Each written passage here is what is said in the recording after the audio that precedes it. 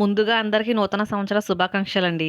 ఈజీగా కుక్కర్‌లో అయిపోయేలాగా నాటుకోడి దమ్ బిర్యానీ ఎలా చేసుకోవాలో చూసేద్దామా? కడిగి శుభ్రం చేసుకున్న చికెన్‌లో సరిపడా కారం, పసుపు, ఉప్పు వేసి కలుపుకొని ఒక అరగంట పక్కన పెట్టుకోవాలి.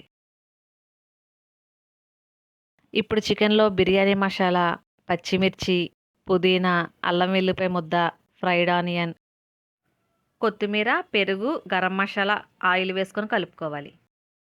ఇలా ఒక అరగంట నానాక కుక్కర్‌లో పెట్టుకోవాలండి. దీన్ని నేను సిమ్‌లో పెట్టి 5 విజిల్లు వేయించుకుంటున్నా. మీకేమన్నా అడుగు పడద్దంటే మీరు కొంచెం వాటర్ పోసుకోండి.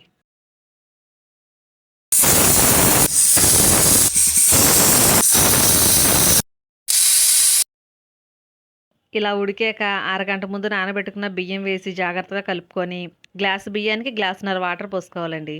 ఈ ఎసట్లో ఫ్రైడ్ ఆనియన్, పుదీనా, ఒక స్పూన్ నెయ్యి వేసి కలిపి 2 విజిల్లు పెట్టుకోవాలి. అంతేనండి. ఎంతో గుమగుమలాడే నాటుకోడి దమ్ బిర్యానీ రెడీ అయిపోయింది. ఈ వీడియో గనక మీకు నచ్చినట్టయితే లైక్ చేయండి, షేర్ చేయండి, సబ్స్క్రైబ్ చేయండి. Thank you.